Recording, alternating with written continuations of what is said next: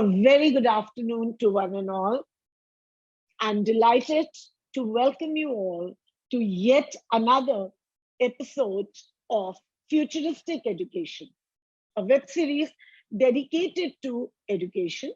It's an initiative of Edudevs in association with Amrita Vishwa Vidyapeetham to enlighten and empower the education community in the education trends for the future.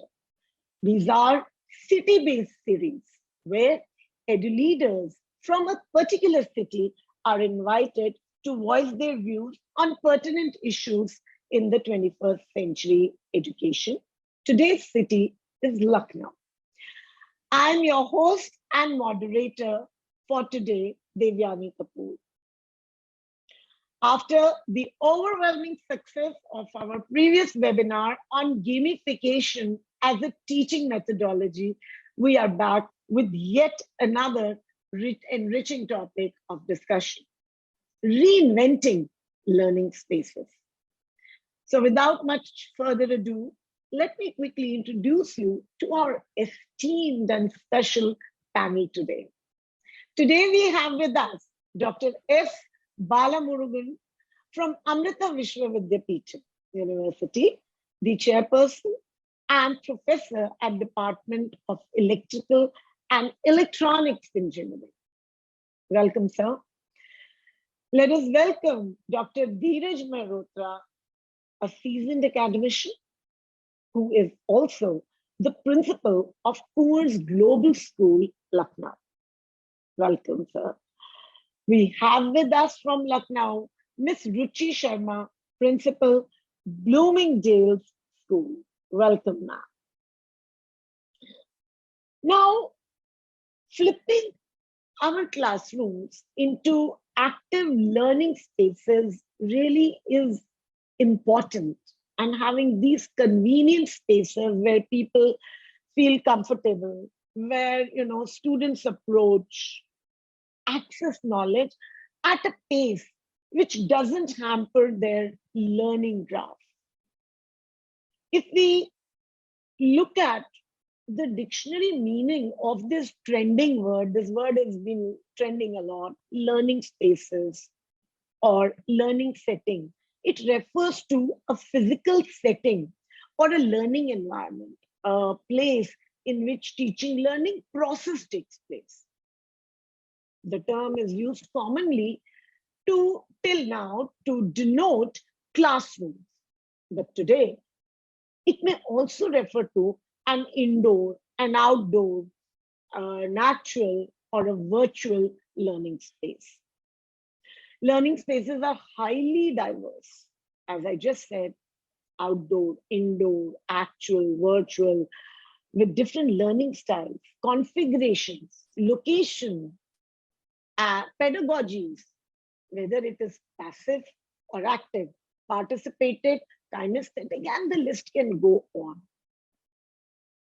So, but if we leave the history of last 2.5 years, I realized that really not had changed when I was a student. Maybe in some schools, the blackboard changed to smart boards. This makes me wonder if education occurs only in the four-walled confines of a traditional classroom environment, with its students lined up in neat rows and teacher teaching from there. There's a one-sided transaction of knowledge. As schools are now, which we were just discussing amongst the panelists, as schools are slowly reopening, we have a unique opportunity, which we may like it, we may not. COVID has provided us to reinvent the learning environment with a focus on tangible learning spaces. Now, as I always say, without spilling the beans, I will move on to straight away think about few questions and address them to our panelists. Now, when I talk about the evolution of learning space, my questions are, should they be led by a teacher facilitator only, Or could the students be encouraged to lead? Do we need to look at a learning space that is flexible, agile, adaptive? Or can that be attained? My question, which is also the ice-breaking question to my esteemed panelists, and will go in order of Miss Ruchi, followed by Dr. Bala Murugan, and then Dr. Dheeraj Mehrotra. My question to you is, how important is the learning space? Simple question, whatever it may be, and what role does it play in the learning outcomes? Yes, Ms. Ruchi, we were just discussing, so I will start with you. Very good afternoon to all of you, and thank you, Devyani, for having me over.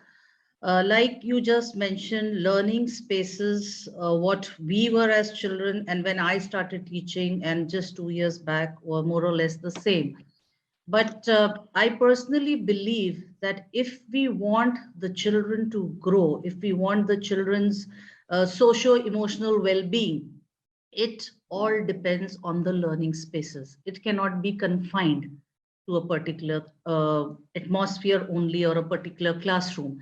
So if we want the children to benefit, the learning spaces have to be revamped. We have to think out of the box. We cannot keep learning only limited to the four walls.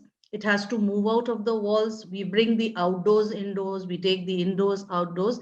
That is what, because wherever the children are growing, the kind of atmosphere we are giving them to grow is very important, because their potential depends upon that atmosphere. And that atmosphere will not be positive if we do not give them the freedom. We say about freedom of speech, but how will that freedom of speech come when the mind is not working the way it's supposed to work? So the freedom of mind has to be given to the children. We have to think of giving them new opportunities where they can interact with each other. It cannot be like, just a teacher standing and it's just one-way communication where the children are listening. It has to be a two-way communication. A total interaction has to be there. A well-designed learning environment, as per me, will help children collaborate. They should be able to collaborate. They should be able to communicate. Their interpersonal skills have to be worked upon. And it should be very encouraging for the children to get into discussions, to learn leadership, to develop teamwork. So basically, I personally feel any school, which I think so, most of the schools are doing it nowadays. We are working on a very different kind of an environment, which has flexibility, which has versatility, where you have these connections between the teacher and the student, between the students themselves, between the teachers and the parents, the school and the parents. There is stimulation wherein we believe in a holistic development of the children. And we also have technology, which is the latest thing which has come into the field of education. So any kind of learning environment which boosts the overall confidence of a child, the social well-being, the emotional well-being, if all these things are catered for, the IQ will definitely be better than what we can even think of. This is my personal opinion about the learning environment that we should and we are giving to the children. Very well said. I think you have. Thank you so much. So well, Chris. Just encapsulated the entire conversation, that it is that environment which boosts a child's holistic development. Any other perspective that Dr. Balamurugan, you would like to comment upon when we are talking about a learning space and its importance? Ji.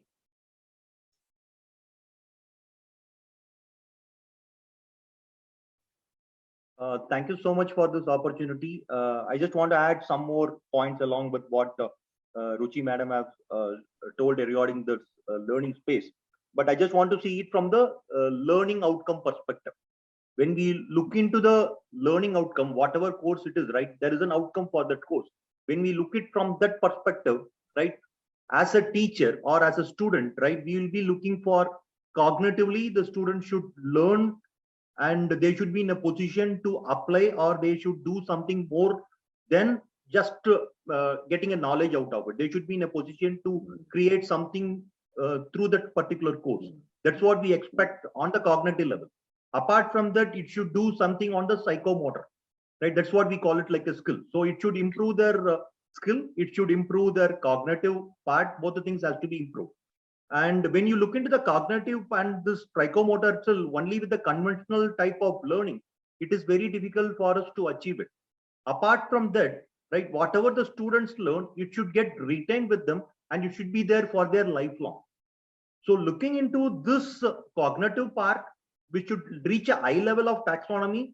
And if you want to provide a very good psychomotor skill to the students, and if you expect a retained knowledge with them, it should be there throughout the life, then we have to definitely reinvent all our teaching environment.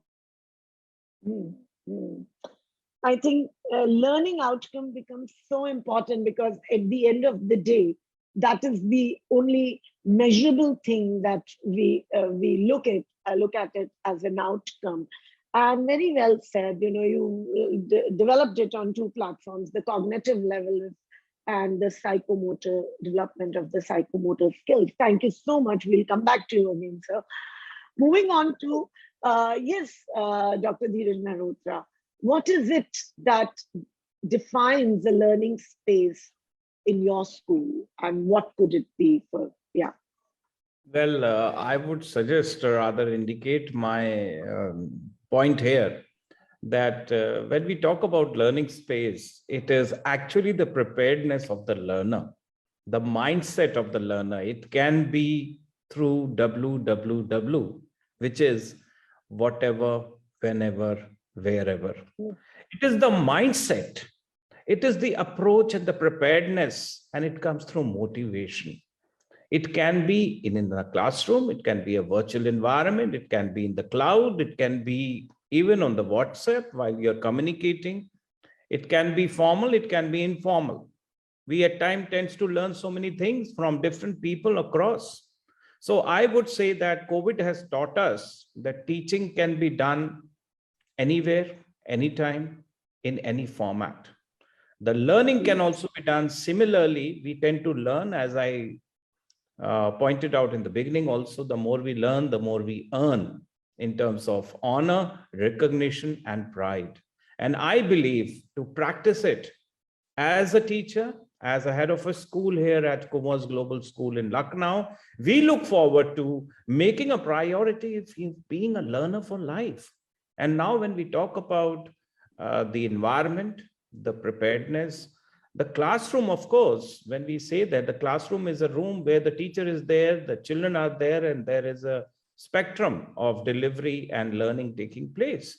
But COVID has told us, in fact, demonstrated to all of us as being an experiential learner ourselves, that how best we can learn about the mindfulness through the very spectrum of what, why, and how. And that is beautifully. So well said. I think I was, sorry. I'm so sorry. Continue. Yeah, please carry on. That's all. Yeah. Because my next question again is coming to you, but so beautifully narrated by each one of the panelists, and what Dr. Mehrotra said. And I was thinking, actually, he wanted to say that it is the information when he said it's www, but the beautiful connotation of whatever, whenever, and wherever. Actually, that is what is, because at the end of the day, pandemic has only helped us revisit a concept which was an age-old practice of, whether we talk about Gandhi's Nai Taaleem or Krishnamurti Foundation or any other Tagore's board. They all talk about, freedom to learn, freedom to grow, and freedom to think. And that freedom to the child can be provided anywhere. So thank you so much. This discussion, I'm sure, is going to take a very, very intellectual turn, and our viewers will really be benefited with this. Dr. Mehrotra, you were ending about the classroom, and you said that, it's not about the knowledge or learning does not just happen about in the classrooms. Let me dwell upon that, and I'm actually reminded of, you must have heard of, it's a Minambika is a school that started in 1981. It's a school set in the heart of Delhi. It has inspired, several schools in the country, which have also marked as school as, differential teaching learning or probably hands-on learning experience. And if we go and look at this school, the school is a place which is devoid from any kind of structured building. I mean, if I don't know whether you visited or not, it's in Delhi, so I've visited it a couple of times. And the place does not, there is no structure, there's openness, and it reflects the freedom to learn. Now, in today's environment, when the schools, we see so much from, sometimes there is constraints in the budget when we talk about building the schools. At other side, we have palatial schools coming up. So, and the opportunity, why I'm deliberately talking, normally we talk about the architects who keep designing the schools. But if you look at Minambika, you would feel that it was not just the role of architects. You'll be very sure that probably academicians would have contributed to the development of this school.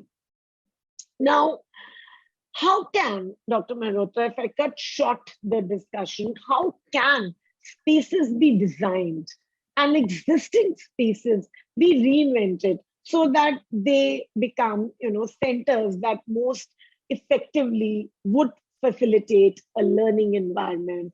What would be the role of management? What should they think? What about some managements who have this money crunch, or some managements who want to splurge in creating palatial buildings and AC infrastructures, and they sell their schools on these parameters? It's a very, I know, a bold question, but let me hear it out from you. Ji, Dr. Mehrotra.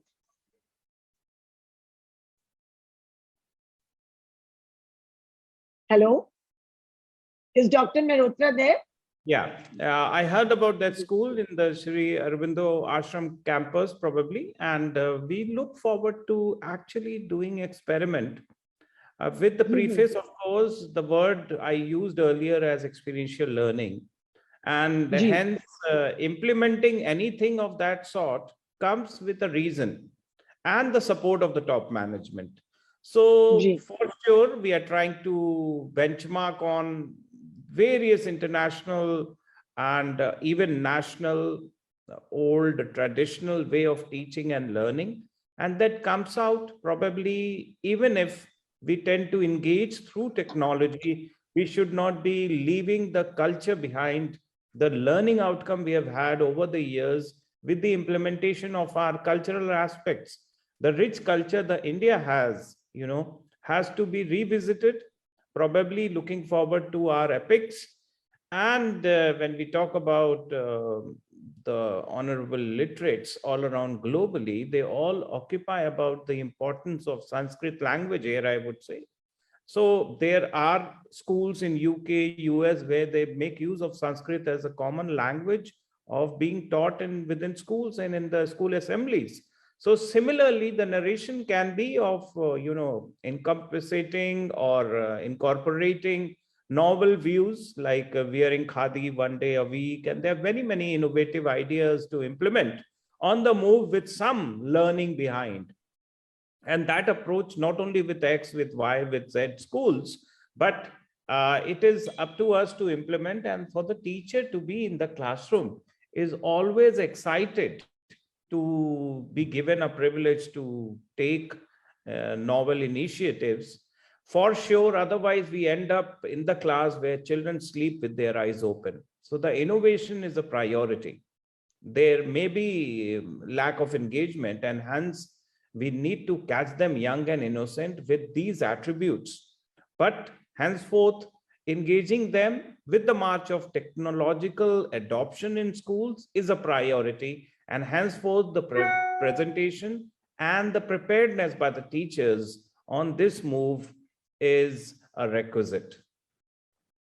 Sure, but one crisp answer that, do you think the school, here we are also looking at the building as in brick and mortar.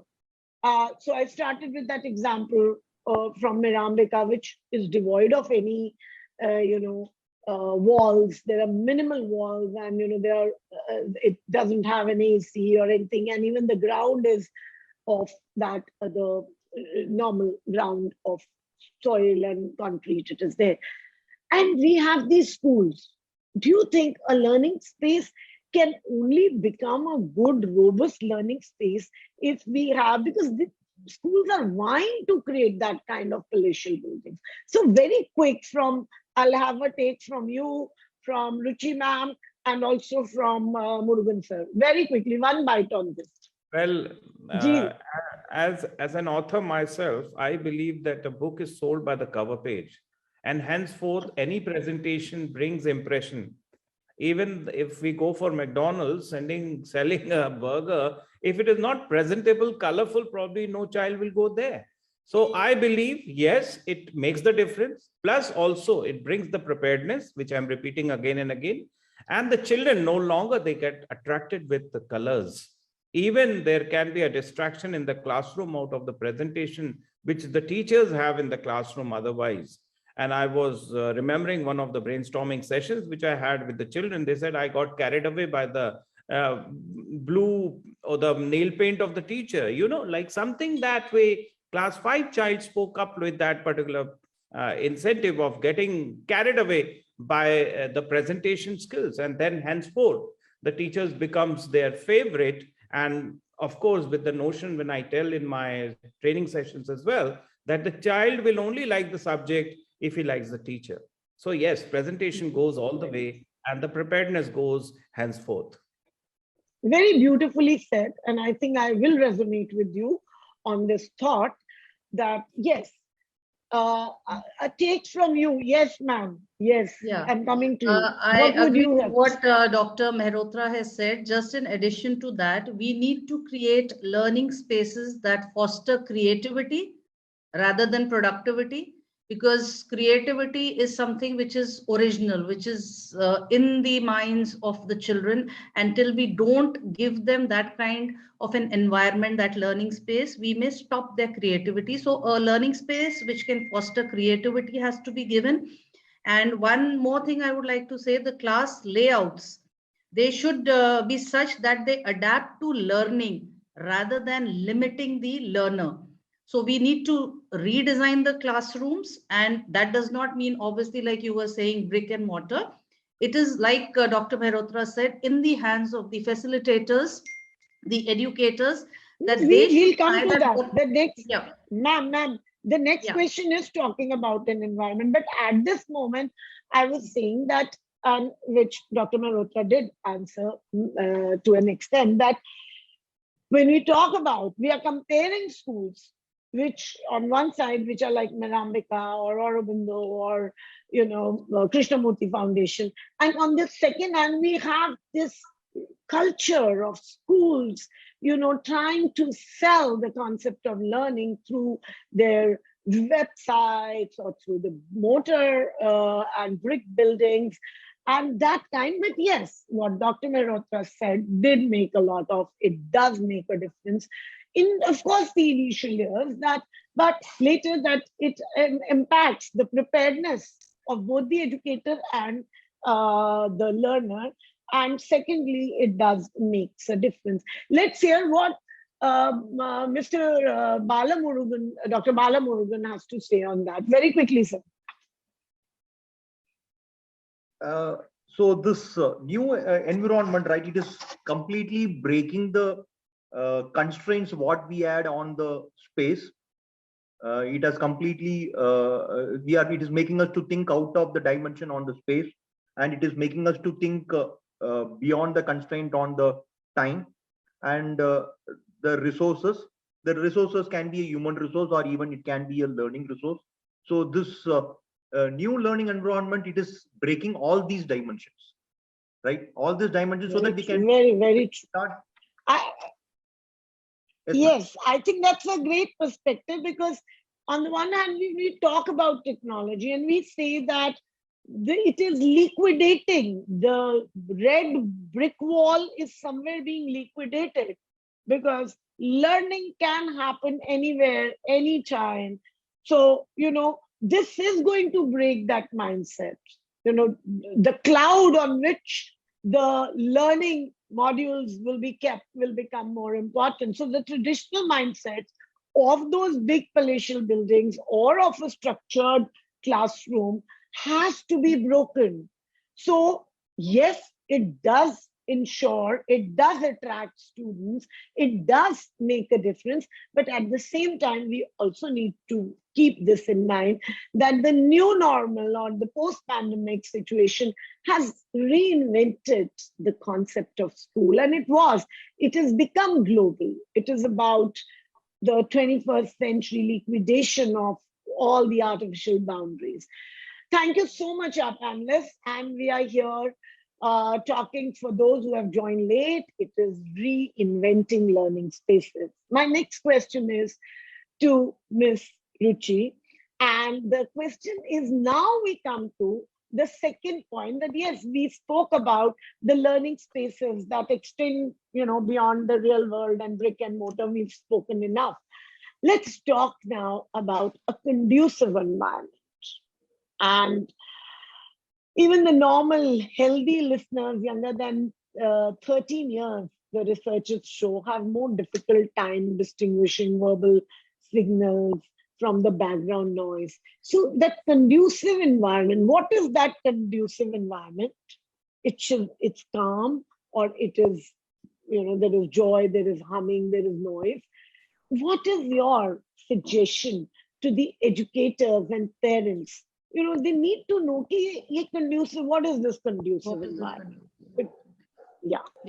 So if we talk about a conducive environment, an environment which believes in 100% development of the child, like I said, foster creativity, let the learner, not learn in limits, move out of his or her limits. The environment has to be very comfortable. It need not be one where there is just a one-way traffic. The child has to grow in an environment which is going to help in his critical thinking, in the life skills of the child, because his life skills also have to be developed. So a conducive environment should work on the whole soul development of the child. And it should not be like you said, ki kuch shor bhi hona chahiye. Yes, if they have that freedom to grow, only then will that 100% potential come out. If we start telling them, no, sit like this, not like this. So that entire environment, class environment, has to be created by the facilitators, make it comfortable, make it conducive and comfortable for them, where they can learn, have playful spaces. We should not limit them to only sitting in single rows, one behind the other, listening to what the teacher is doing, saying. I would like to even suggest an example. I had visited Finland a few years ago, and when we entered one of the classrooms, only the teacher was sitting in the classroom. So we asked her, where are the children? There was a garden right next to the classroom. All the children were sitting outside in the garden and they were studying. And the teacher said, they're all learning, because that is, we have sun only for a few months over here. So they're all sitting out there and studying. And I am here, I am sending them work using a laptop again.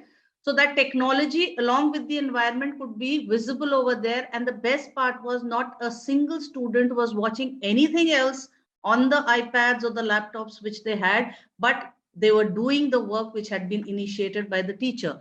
So like I said, we cannot keep them in the classroom. They were sitting in groups, they were interacting with each other. So their interpersonal skills was being worked upon.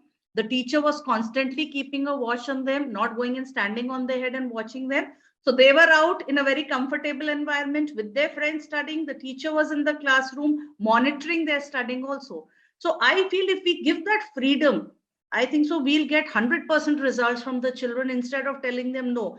In fact, I'm running a preschool and I tell my parents, don't make no a habit. They should understand only one no.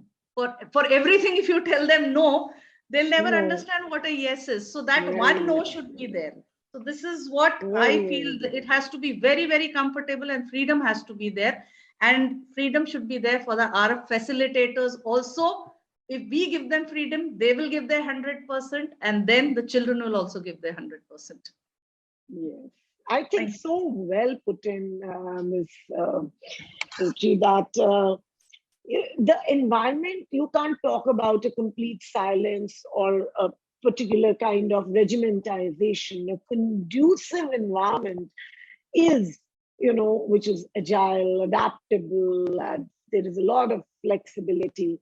And as you said, that no, the parents have, and which as educators and parents, the first thing we feel is we precondition our minds and we want to let the children do things from our perspective, and no is the first thing that comes to our mind. So a tip to parents and to educators from our panelists, that there should be one no. You should not say no on each and everything. Let the child explore, develop, and have his own way. Thank you so much.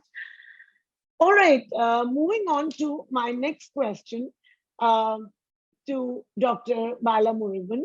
And my question is very straight, and I'm not going to create a background to it, because normally, which I do. Now, in this today's hybrid post-pandemic technology integration environment, what should educators keep in mind while using digital learning spaces? Because our educators and parents are facing that problem. So what is the best? So I think this is this question is there in almost all the minds of the teacher, because they are into the digital mode right now. Somehow we are managing the things now, but even from the student side or even from the teacher side, we have the problem in optimizing the teaching process through the digital mode. So one side, though we have a problem of the screen time is increasing up and the health issues are coming up, eye irritations are there when we look into those kind of aspects. But from the educator side, as a teacher, right, we have to ensure how we can ensure the active participation of the student through that digital mode. That's the one serious challenge what we have. And another thing is how we are going to monitor them, and what kind of new evaluation technique that we can bring into the system, into this digital transformation, right? These are the three major challenges what I face, which is there in front of the teaching community. So monitoring is very difficult, and active participation of making the students to participate in your discussion and making them to learn along with you, it's a very serious task. And what kind of evaluation tool that you can bring in, so that you can ensure that the learning is happening. So these three are the major challenges which is lying in front of it. And similarly, what is we expect from the student community is they should understand this everything is happening for their self-learning. They should be more self-disciplined. They should know this everything is happening for their learning, and they should be more ethical.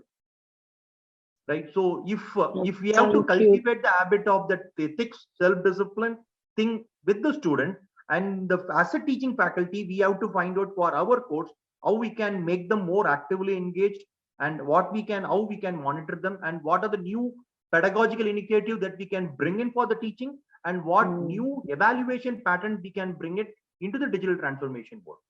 And the major problem in this digital is we cannot put everyone on the same platform. We have a fast learners, we have a slow learners. So fast learners into this digital transformation, they can manage it. But at the same time, the slow learners, they have some difficulty in getting cope up with this transformation. So they need our support. We have to spend more time with them. We have to spend more interaction with them, more kind of evaluation or more kind of assessment tool for them, so that they will also perform equally like the fast learners. But to my understanding, fast learners, they don't have any trouble in that part. But maybe because of my personal worry is maybe because of their age, they are not getting into any serious eye problem or health problem. They are spending too much of time with the screen. So we have to find out, we have to teach them how much time they can spend on the screening and how they can take care of their health also. Right now, they don't have a Yes. problem because of their age limitation. They are not getting into any serious trouble. So it is our responsibility. Very true. Very true that the three things which you said, and I think educators need, and that is where they're facing, and we've been reading and we've been hearing about it, that one is the monitoring, and not only of examinations, of course, proctored examinations. We've done a number of webinars and webisodes. If the educators want to go back and look at any of those techniques, please do visit our webinars, which are there up on the Edudevs website, to hear and see what the various esteemed resource persons have to talk about. So yes, monitoring is a very big challenge.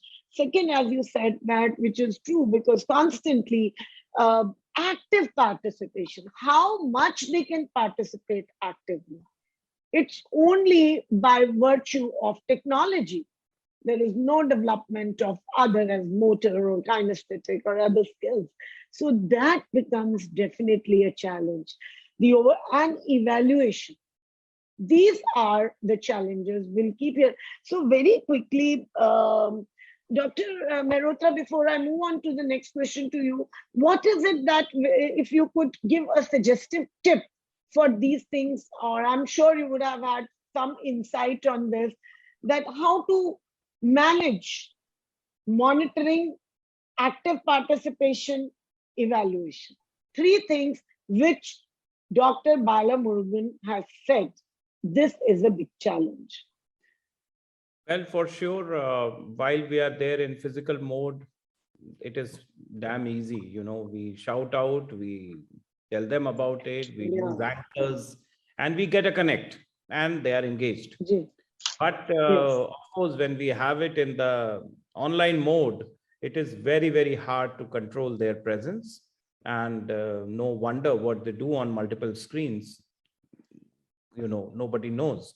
So to have a preparedness for that, we have to make it home rules kind of a thing, where once they found the video to be off or some way, they can be automatically be out of the room, out of the class completely. So they know about it, that if it is there like that, we can even connect with some of the vendors, the software vendors who provide that notion that if this condition is there, if then else rule should be, implemented, like the programming of any computer language.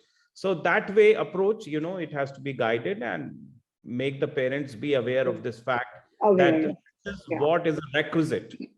Just like you cannot learn without a particular teacher in the classroom when you are physical, otherwise the children make noise.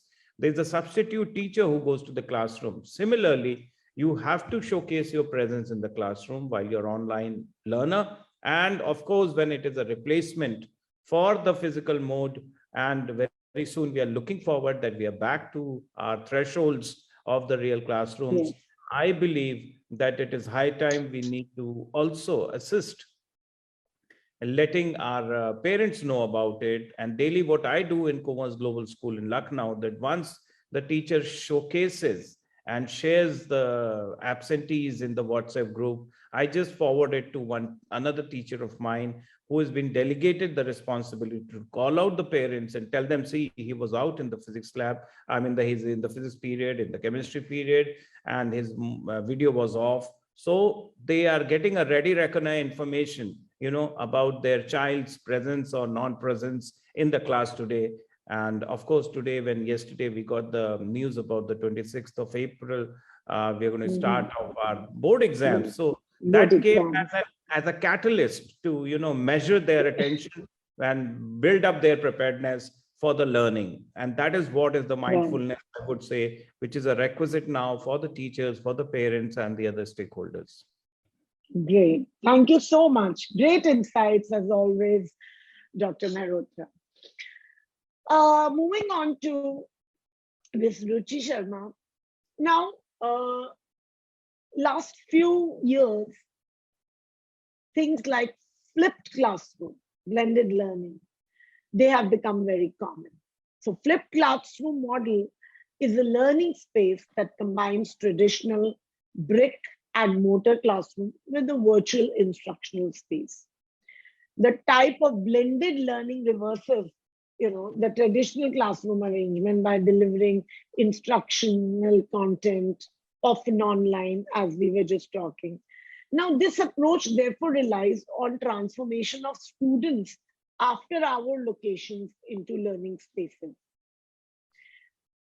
Please throw some light and educate our educators about how effectively can this model be used, and how do educators be 100% sure of the participation from students. So I think you can build up your conversation where Dr. Dheeraj left.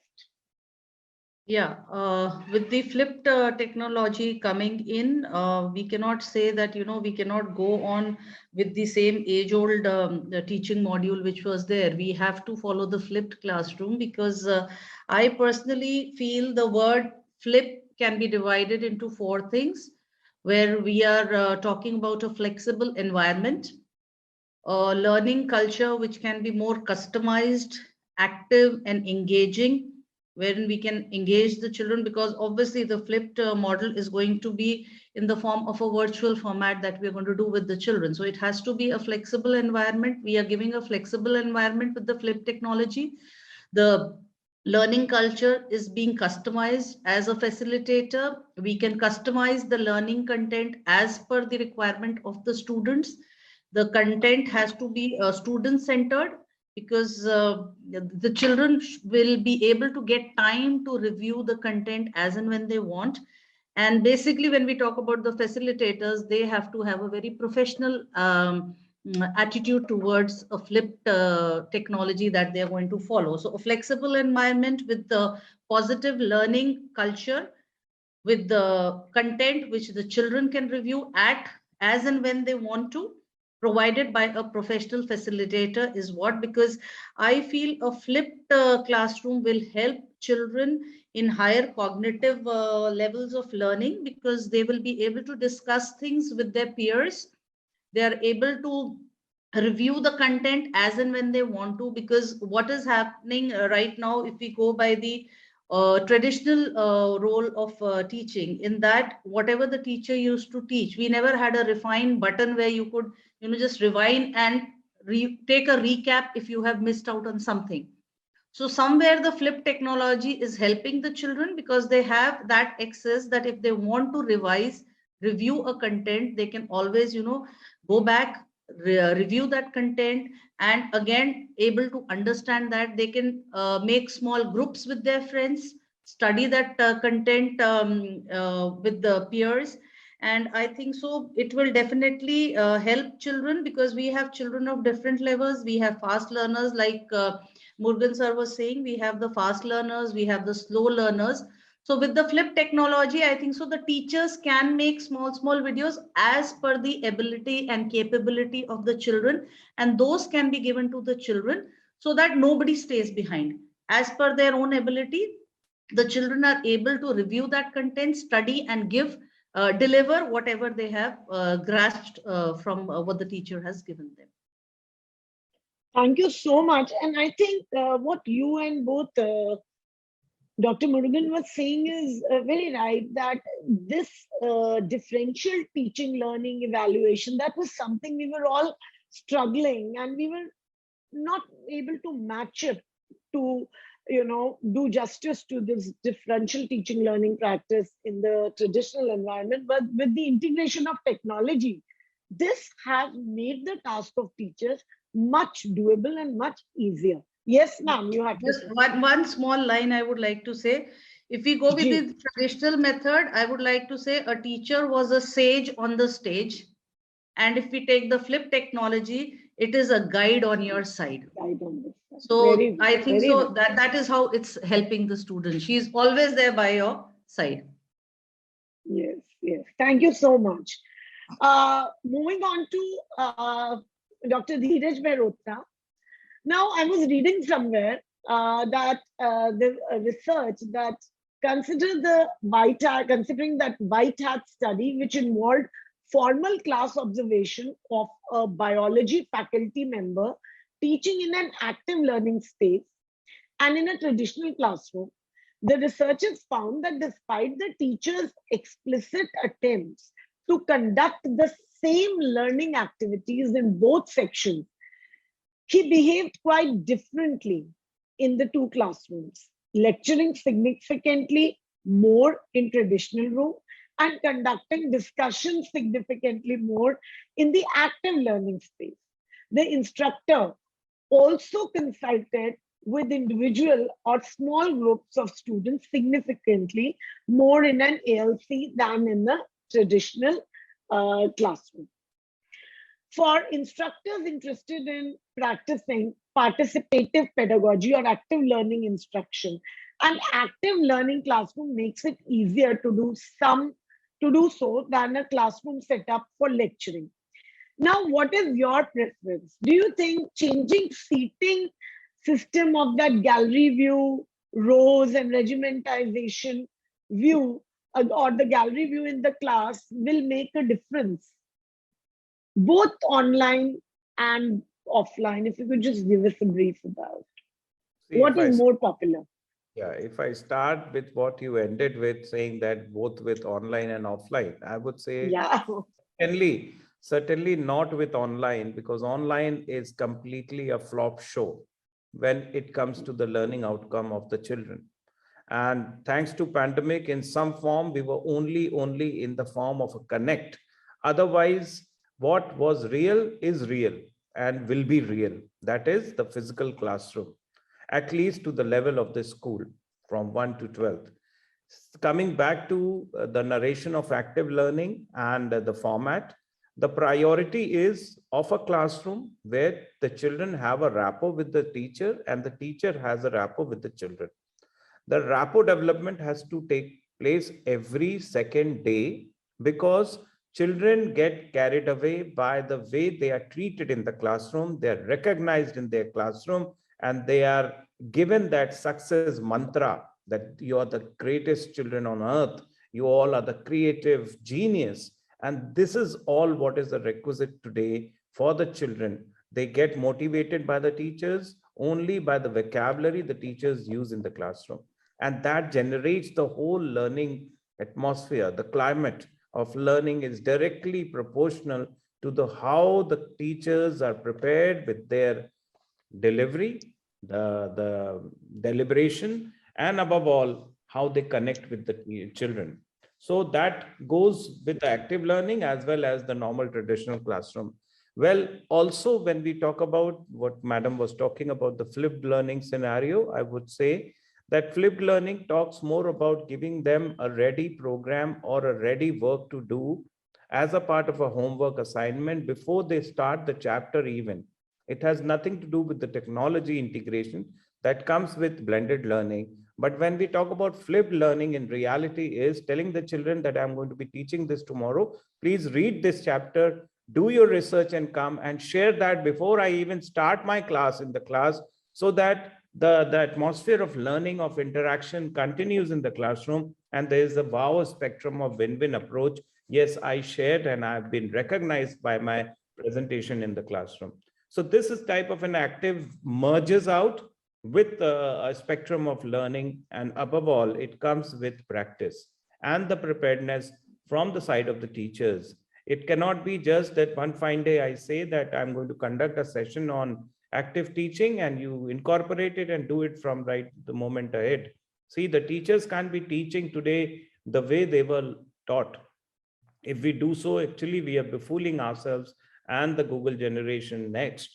So we need to learn to teach the way the children enjoy learning, and henceforth we need to change. No wonder that we teach A for apple, B for boy, C for cat in an active learning classroom, whereas the children are prepared to learn A for Android, B for BlackBerry, and C for cloud.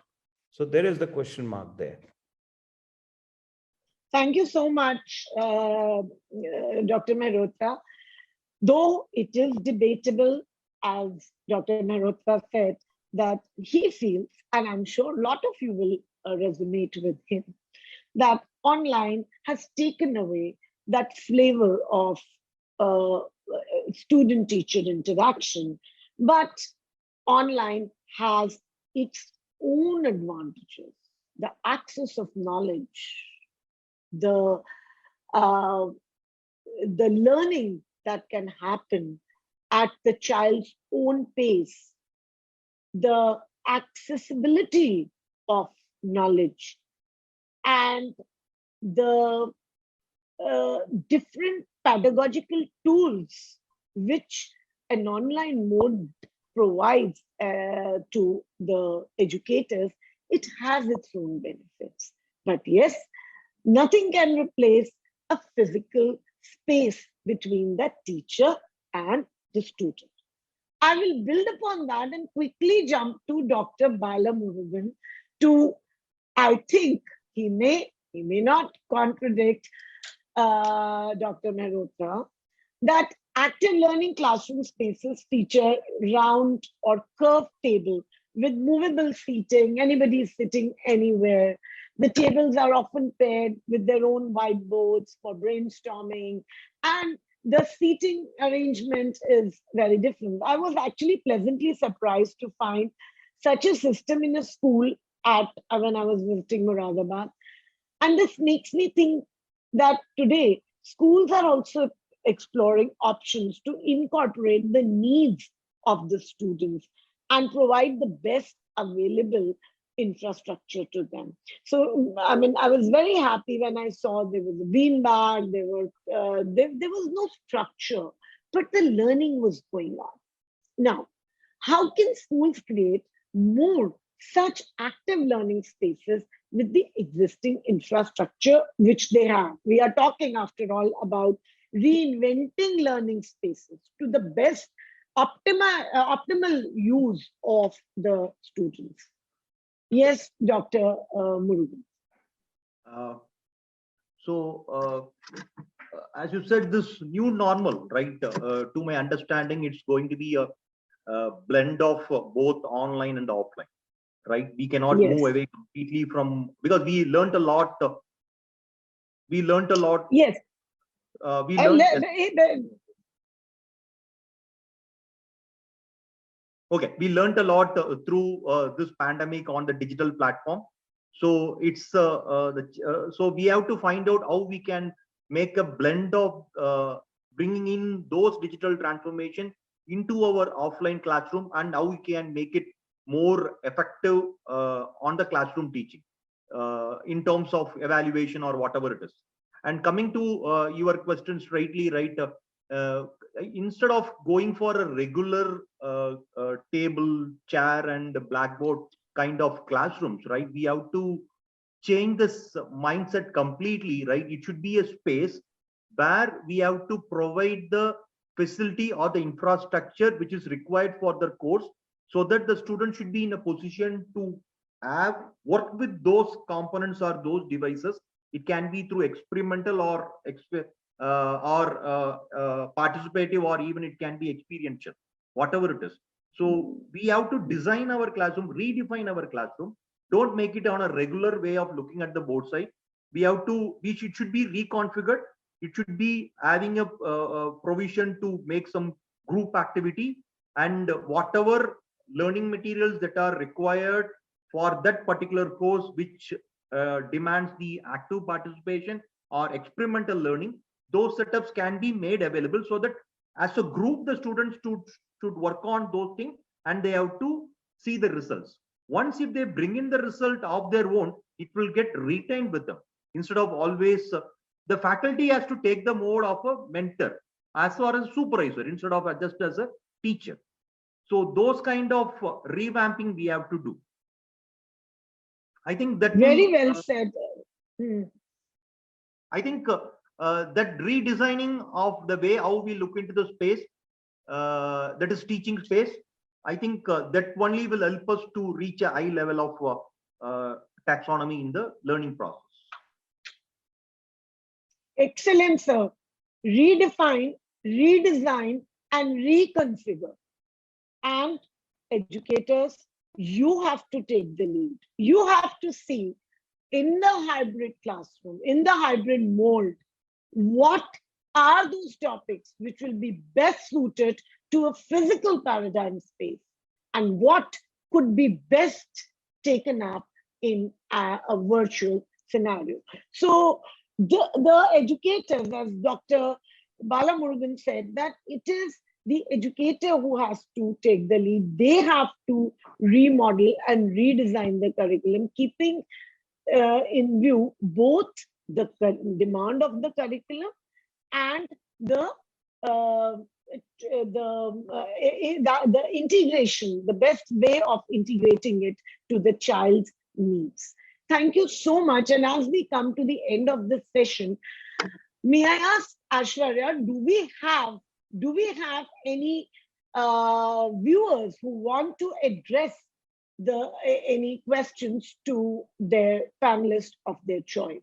This is our Q&A round, and our viewers and participants are free to ask the panelists the questions they have.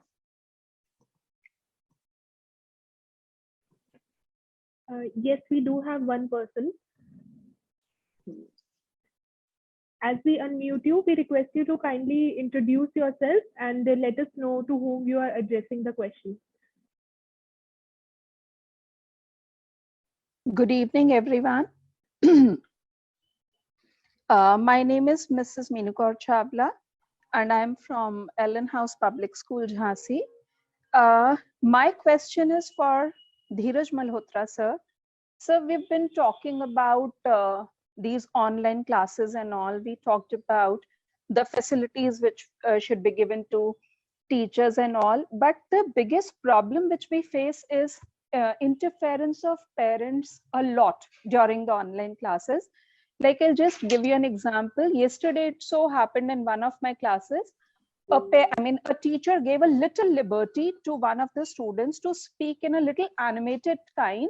And, you know, the parent interrupted in between and she was like, ma'am, can't you keep a check on how the child is talking? When the child was talking, whatever was related to his subject itself. But my teacher was, she had to give a complete explanation to the parent that why did she allow that to that particular child.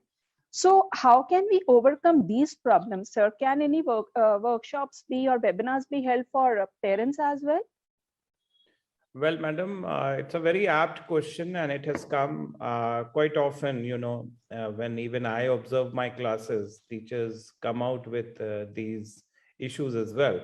See, first of all, let us come together and thank our parents, because we are renting their drawing rooms and bedrooms and living rooms as our classrooms. So first of all, we need to thank them. And once we thank them, we need to also make it very clear that whenever the classes are on, it is actually the whole family members, all the members are in fact listening to the class, if not observing it. They may not be in the camera, but they are very much in the camera, invisibly. So we need to, first of all, do things which appear to be comfortable while being in online, because that is not our classroom, right? So you need to be very particular, because that may be taken as a mockery or as a stupidity otherwise from their point of view, because again, I told you, this is their platform, right? So let the offline classes begin, and then the teachers can do all their tricks and mechanism and strategies to make the children happy going and come up with some outcome. But yes, as educators, we need to, rather, in fact, you should guide your teacher not to, go out of the way to be extra smart, extra delivery. Of course, not all the children are coming up 100%. That's very unfortunate part. So we are struggling. It's a challenge. And above all, also take that point of view that these days, parents are a very, very important stakeholders, and they should be given recognition. So just, listen to them and make sure that they are given that preference. And I believe, yes, maybe that the teacher did not, or the parent did not know about what's going on. So that's the reason, she came up. So let the teacher speak to the parent, clear the doubt, and come up with, and also thank the parent at the same time to be aware of what the child is learning, right? So we should go with a narration saying, thank you, ma'am, for this wonderful, excuse which you have covered up, and we'll certainly see to it. But at the same time, this was the case, right? So make it clear through the telephone. Thank you. Thank you so much. I'm sure, Meenu ma'am, you would have got your answer, but on our part, as Edudevs School of Inspired Teaching and Learning, we have noted this, and we sure will come up for a workshop on educating even the parents about, we talk about, because I think as stakeholders, all of us have to be on the same page. We talk about parent-teacher trust. There shouldn't be a parent-teacher mistrust. So that is a kind of workshop. And yes, I know the teachers are facing this problem because it's very difficult because, though we have rented their spaces, very right, Dr. Mehrotra, but at the same time, teacher is under a lot of radar where any parent can switch on and walk it into the virtual classroom. So we need to build a code of conduct and create an etiquette do's and don'ts. I'm sure we will come up with. Thank you so much. And I'm sure, Ms. Meenu, you would have been satisfied with the answer. Do we have another person to ask the question?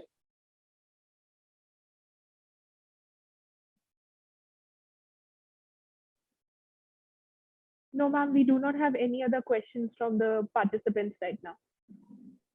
There is just one question which is already there when we send in our registration form, and we choose one of these, we list down these questions, and Ms. Rita Pahwa from Dayal Singh Public School Sector 7, Karnal, has asked this question: in how many ways reinventing learning spaces are beneficial in the classroom?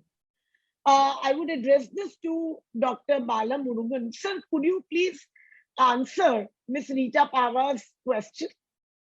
In how many ways? What does this, what does the question bring to your mind? Okay. When the term reinventing the learning space, right? What are the things it immediately gets into my mind is we have to look for experimental learning that should happen in the laboratories. And we should think about the experiential learning where the students should be taken to the societal side and they should move with them. And through that, some learning will happen. And they should actively participate in competitions or in exhibitions kind of thing, so that that will make them to learn, right? These are the fundamental out of classroom learning space teaching that immediately comes to my mind. And apart from that, we cannot come out of the flipped classrooms or even the MOOCs platform, right? There are a lot of MOOCs platforms are there. So open resource MOOC platforms are available. So that should also be considered for the different learning spaces. Thank you so much, sir. Thank you. With this, we come to an end. And one last bite, which is also a part of the question from one of our participants who registered for the webinar. That is, what are the ways in which a teacher can empower herself to be an effective, futuristic educator? In 30 seconds or a minute, I start with Dr. Dheeraj Mehrotra. I'll repeat the question: in what ways can a teacher empower herself to be an effective futuristic educator? This question is from Jyoti Balan, and she or he has not mentioned the name of the school. Yes, sir.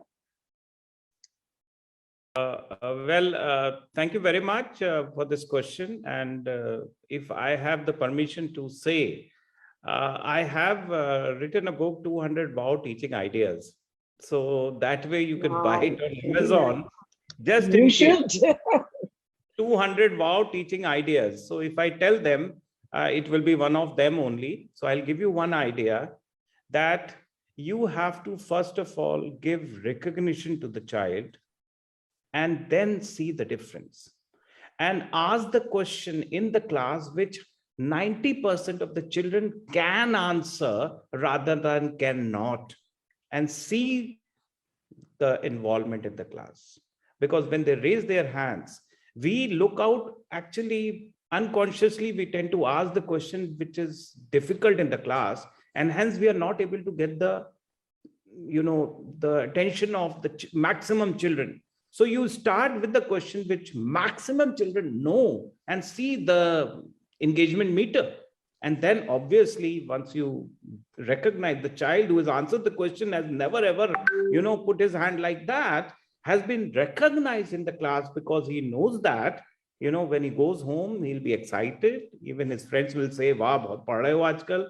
Ghar jayega, the child will also tell the parent, mama, I answered in the physics class today. And he'll study physics, because he has to give a recognition. And tomorrow you raise the standard of the question a bit more and see the engagement meter rising, and you have a wow spectrum in the classroom. Wow, very well said, very well said. Moving on to Miss Ruchi Sharma. Ji ma'am. I would say, like I said earlier, freedom, adaptability, and I agree with sir, recognition. And recognition should be given to each and every child. And I personally feel the best way a teacher can be a futuristic teacher or a very good facilitator if she is able to connect with each and every student of her class. And at times it happens we don't remember names of children, which is very unfortunate. If a teacher does not know the name of each and every student of the class, she is lacking somewhere as a facilitator.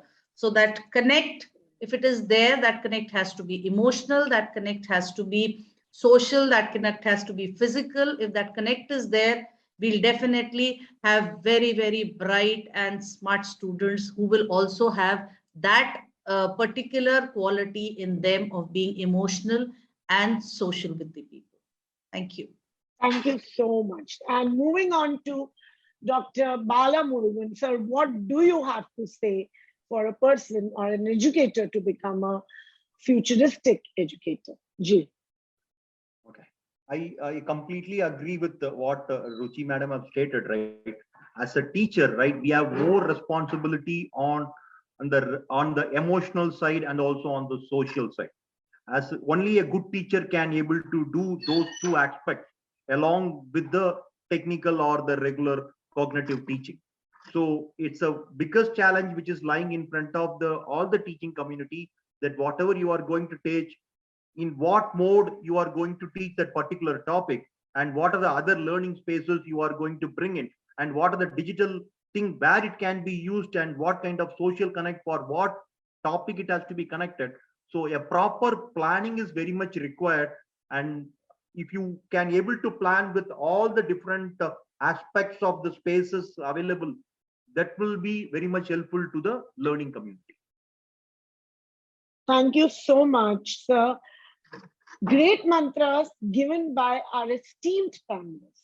Dr. Dheeraj says, which I completely agree, it is the appreciation, the external validation we all look for.